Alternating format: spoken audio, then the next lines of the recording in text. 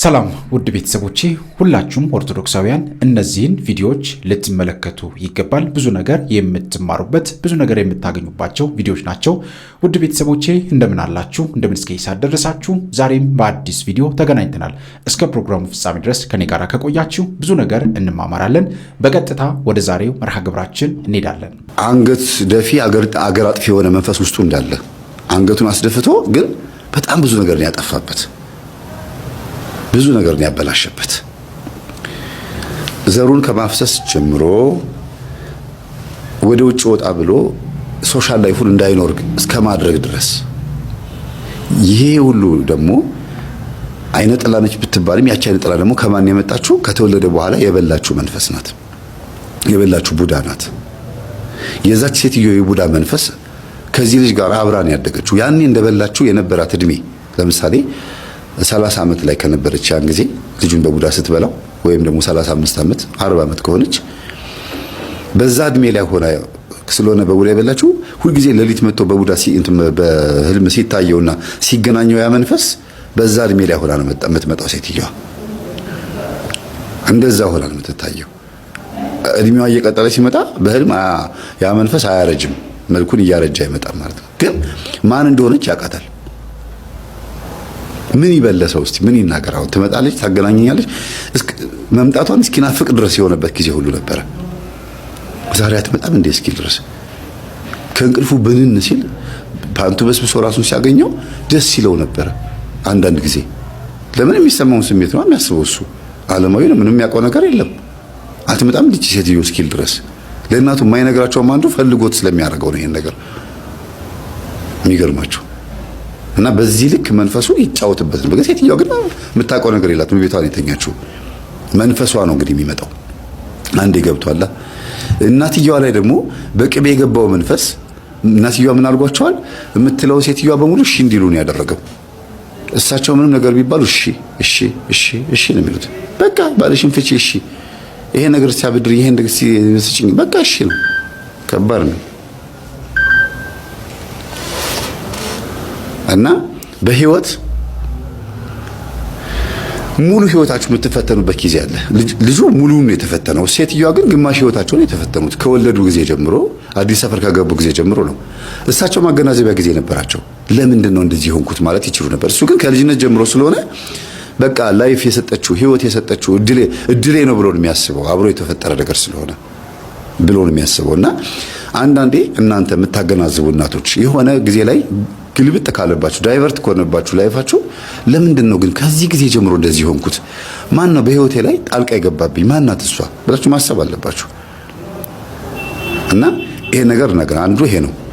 ሌላ ሁለተኛው ነገር ደግሞ በቤት ሰራተኝነት የምትሰሩ ሴቶች እህቶቻችን በዝሙት ህይወት በብዙ ቦታ ላይ እናንተም ልትወልቁ ትችላላችሁ፣ ልትደፈሩም ትችላላችሁ፣ በግድ ልትገደዱም ትችላላችሁ።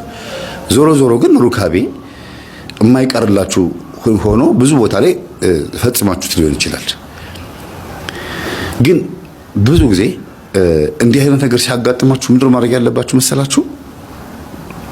ከዛ ነገር ላይ ጉጥት ትሉና ወደ ጸበል ትሄዱና እግዚአብሔር ሆይ ስጋዬን ቀድስ፣ ከሁሉም ሰው የገባብኝን መንፈስ ያዝልኝ ብላችሁ ጸሎት አድርጉና ተጠመቁ እስቲ።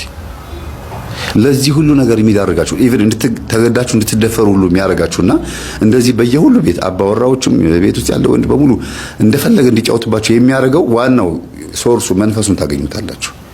ወደ ኋላ ስትሄዱ ወይ ከአባቱ ወይ ከእናት የመጣ ወይ የሚወድሽ ፍቅረኛ የነበረ ሰው ያደረገው ነገር ካለ ወይ ደግሞ አንቺ ራስሽ በምታያቸው ቪዲዮዎች የገባብሽ ነገር ካለ እሱ ነው ለዚህ ሁሉ ነገር የሚዳርግሽ።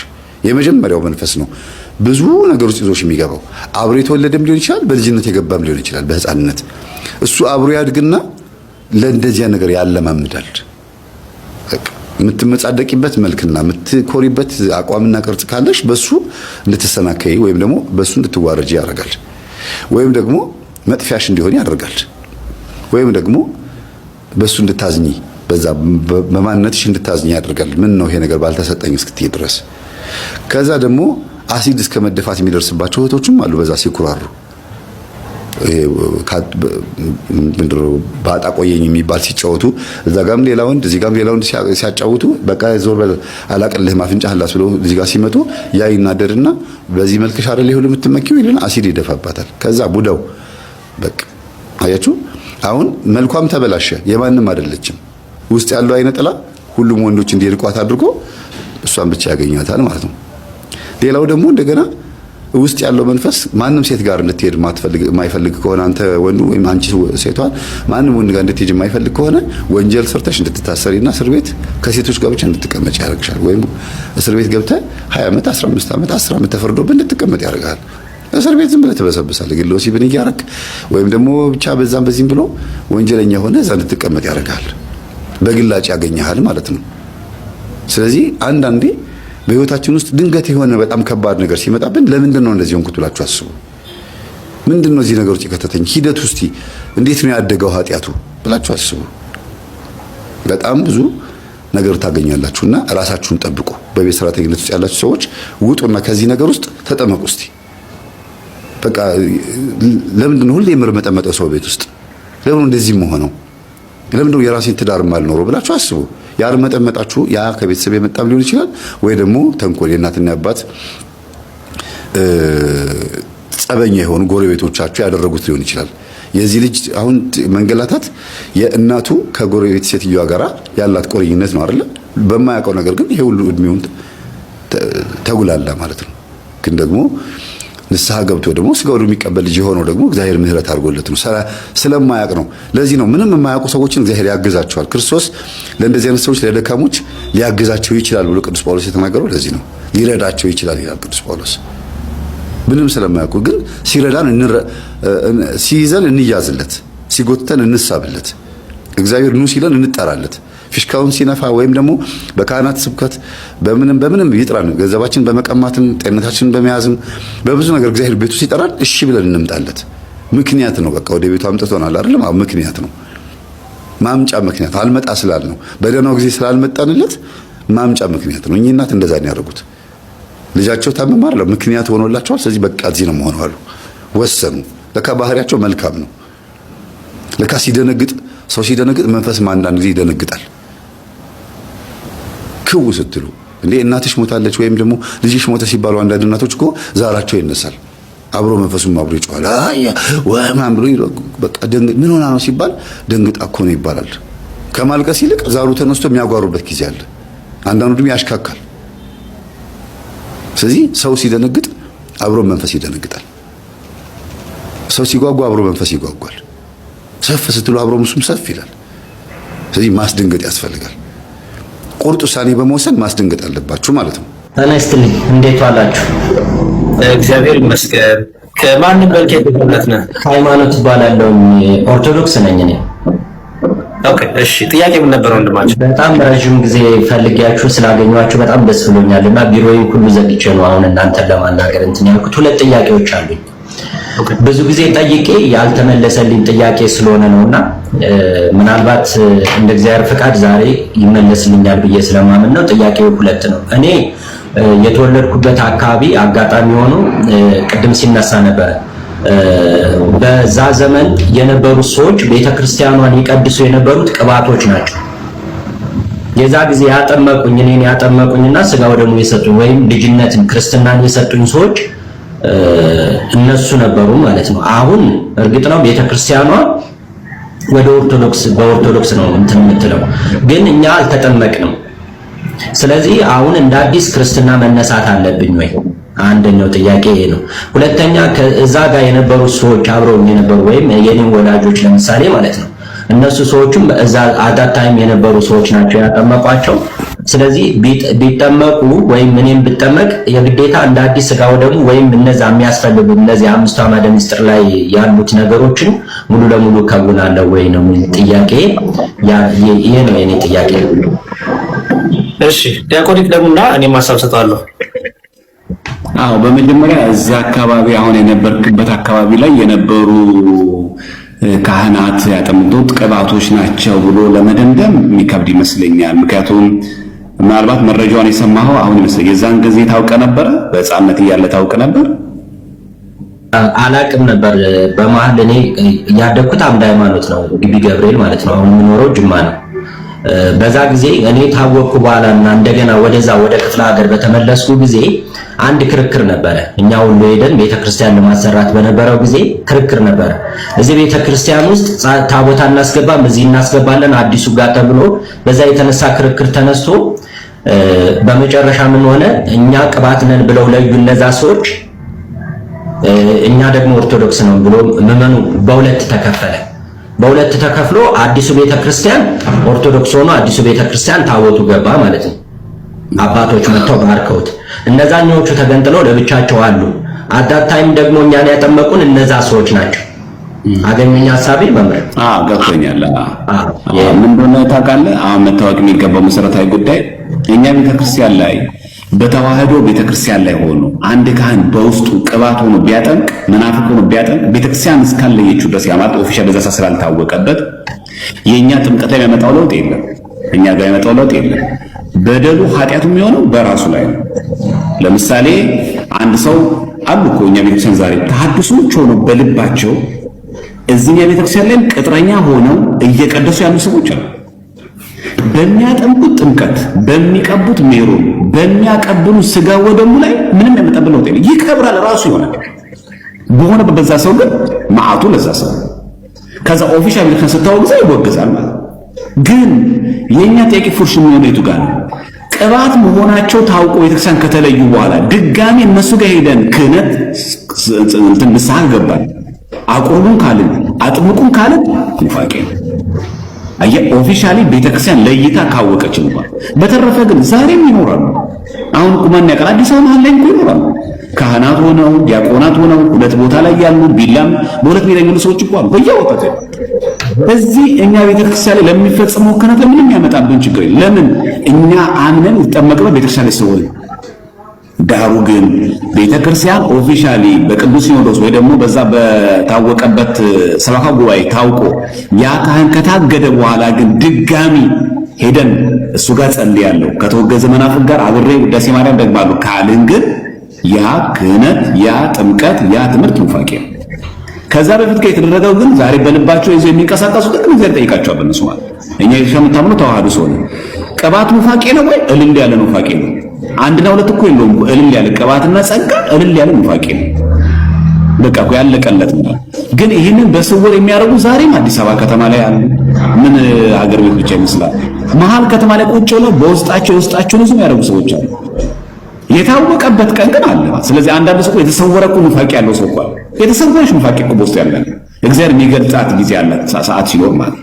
ግን እኛ ተጠማቂ ያለ እኛ ቆራቢያን ላይ እኛ የምናገለግል ሰዎች ጋር ግን ያመጣብን ነገጣው ጥቅም የለም።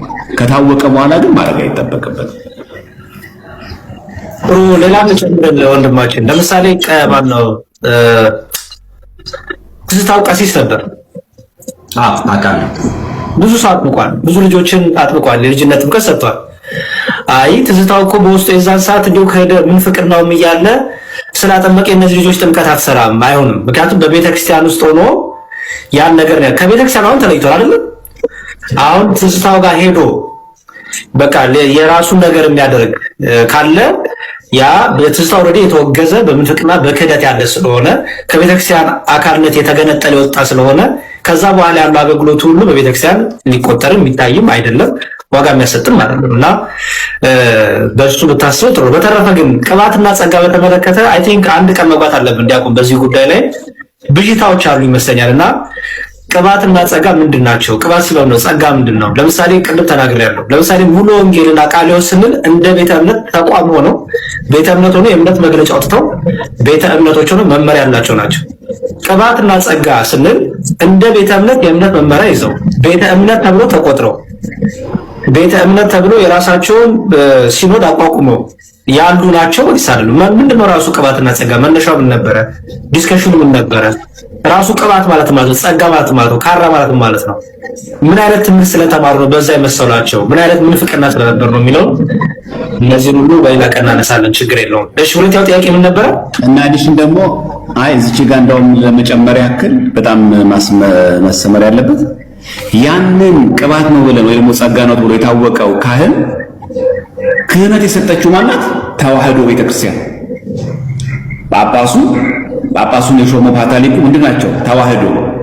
ይሄንን የተዋህዶ ትምህርት አላግባብ ሆኖ በመጠቀም ለኑፋቄ በመጠቀማቸው ይጠየቃል።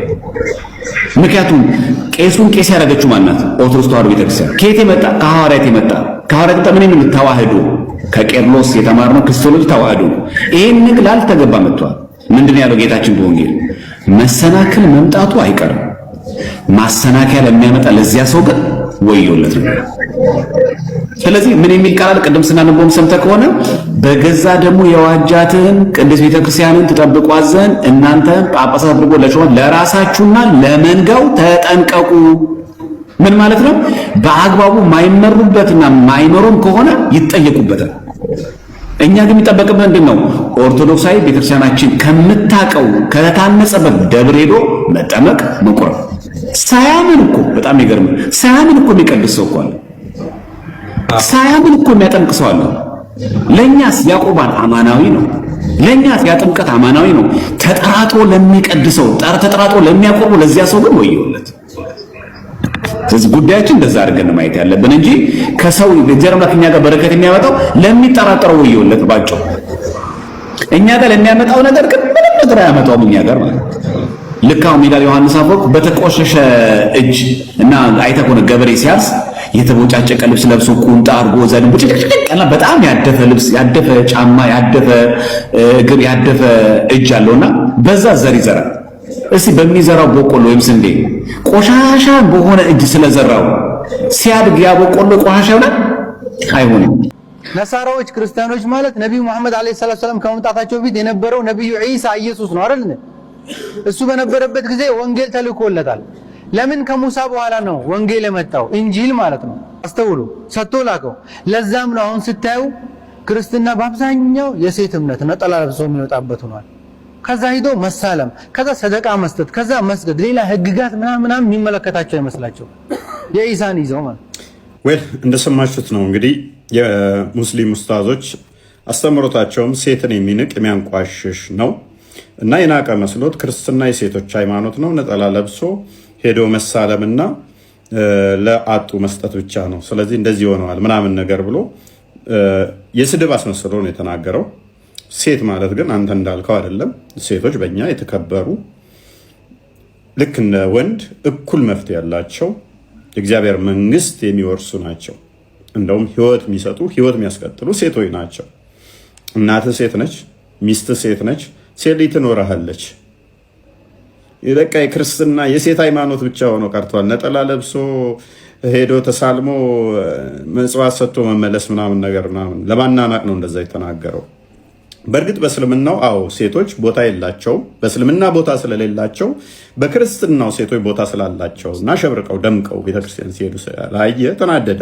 ነብዩ እንደዚህ ብሏል፣ እንደዚህ አለ። ሳሂህ ቡኻሪ 51:98 ላይ I looked at the hellfire and saw that the majority of its residents were women.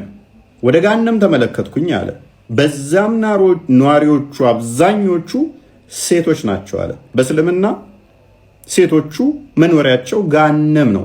በምድር ምድራዊ ገሃነም አድርጎባቸዋል። ባሏ 4 ድረስ እንዲያገባ ባሮችን እንደፈለገ እንዲገናኝ ፈቅዶለት እንዲመታት፣ እንዲሁም ደግሞ ከፈለገ ከደበረው ልታምጽ ትችላለች ብሎ ካሰበ አልጋ እንዲለይ ፈቅዶለታል። በምድር እንደዚህ አድርጓት ከሞተች በኋላም ደግሞ አብዛኛዋ የገሃነም ነች የሙስሊም ሴት። የሚያሳዝን ሁኔታ አሁንም ሳሂህ ሙስሊም 27:38 ላይ እንደምትመለከቱት በገነት ውስጥ ጥቂት ናችሁ ሴቶች ይላል። ስለዚህ እኛ ጋር ሴቶች ብዙ መሆናቸው አናደደው፣ ኡስታዙ አናደደው፣ በሰጨው ነጠላ ለብሰው ሲል ቆጣ አለ። ክርስትና የሴቶች ሃይማኖት ብቻ ሆኖ ቀርቷል። ይሄ በጣም ስድብ ነው። ክርስትናን ለመናቅ በእንደዚህ አይነት ሁኔታ ሴቶችን ለማንቋሸሽ ብለህ የተናገርከው በጣም ንቀት ነው። ክርስትና የሴቶች ሃይማኖት ነው። አሁን ላይ ብለንን 29:20 ላይ ለዳዊትና ለንጉሱ ሰገዱ ይላል አይደለ? ለማንና ለማን ነው የሰገዱት? ለዳዊትና ለንጉሱ ይላል። ኦኬ፣ ለዳዊት የሰገዱት ያምልኮ ለዳዊት የሰገዱት ያምልኮ ነው። እሺ በመጀመሪያ ከዛ የአምልኮ ነው ወይስ አይደለም? ዮኒ ሰዓታችንን ለመጠቀም ላስረዳህ። እሺ አይ መጀመሪያ ነው ወይ አይደለም መልስልኝ እንጂ ምን ታስረዳኛለህ? ምን ብለህ ነው አይደለም አይባልም። እዛ ጋር ስግደት አሁን ለምሳሌ በአልታሩ ፊት ለፊት እስራኤላውያን ይሰግዳሉ። እኔ ስለ አልታር አልጠየቁም። ለዳዊት የሰገዱት አምልኮ ነው አይደለም? አይ ነው አታስረዳኝ እንዴ? ለአምልኮ ነው አይደለም ነው ጥያቄ። ምን ነው ታስረዳኝ? ለአምልኮ ነው አይደለም ነው ጥያቄው። የለም እሺ፣ መልስ የለም። አንዴ ሰዓቴን ለመፍጀት ነው። ቆይ እሺ፣ አንደኛ ዜና መዋዕል ኮፍስማን ኮሜንታሪ ምን ብሎ ያብራራዋል? this verse must be translated as ሲልና worshiped God and bow down to the king ብሎ መተርጎም አለበት ብለው ይፈታዋል። ትቀበለዋለህ?